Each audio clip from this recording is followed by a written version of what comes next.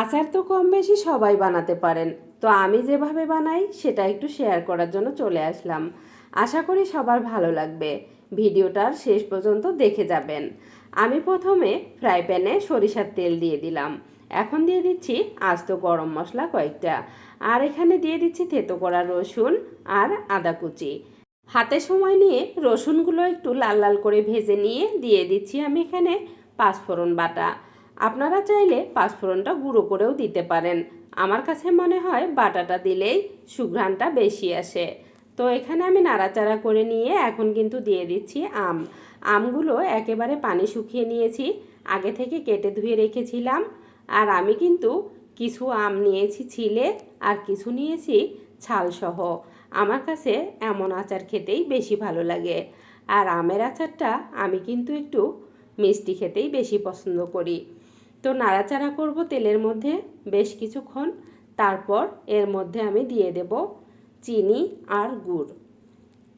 এই তো এখানে আমি 1 কেজি আমের মধ্যে দিয়ে দিলাম হাফ কেজি চিনি, আর দিয়ে দিচ্ছি 1 কাপের মতো আখের গুড়। চিনি আর গুড় মিশিয়ে আচার বানালে আমার কাছে বেশ মজা লাগে। আপনারাও এভাবে একবার ট্রাই করতে পারেন। আর এখানে দিয়ে দিলাম পরিমাণ মতো লবণ। দেখে মনে হচ্ছে অনেকগুলো আম, তাই না? কিছুক্ষণের মধ্যেই কিন্তু একদম গলে অল্প একটু হয়ে যাবে। এই তো আমি নাড়াচাড়া করে এখন আমি ঢাকনা দিয়ে ঢেকে দেব। ঢেকে দেওয়ার কারণে আম থেকে আর চিনি থেকে কিন্তু একদম পানি ছেড়ে দেবে। আর পানি ছাড়ার পর দেখতেই পাচ্ছেন আমগুলো কিন্তু ধীরে ধীরে নরম হয়ে আসা শুরু করেছে, আর তেল একেবারেই ভেসে উঠতেছে আমের উপরে।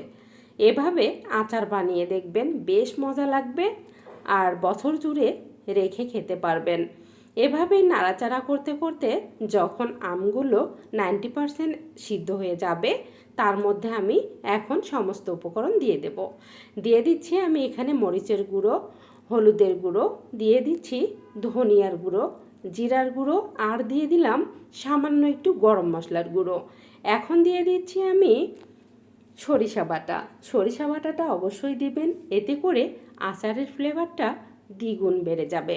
এই পর্যায়ে কিন্তু নাড়াটা থামানো যাবে না, নাড়াচাড়া করতেই হবে, নয়তো নিচ থেকে পোড়া লেগে যেতে পারে।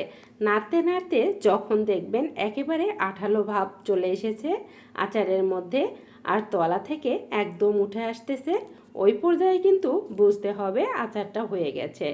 আমি কিন্তু আচারের মধ্যে ভিনেগার দিয়েছিলাম 1 কাপের মতো। এটা আমি অফ ক্যামেরায় দিয়েছি, ক্যামেরাটা অন করার কথা মনে ছিল না। তো যাই হোক, আমার আচারটা কিন্তু একেবারেই শেষ পর্যায়ে। এখন চুলা থেকে নামিয়ে নেব। দেখতেই পাচ্ছেন কতটা লোভনীয় কালার এসেছে, আর একদম আঠালো আঠালো ভাব হয়েছে। বেশ মজা হয়েছিল আচারটা খেতে। আপনারা চাইলে আমার মতো ট্রাই করতে পারেন। ভালো থাকবেন, আল্লাহ হাফেজ।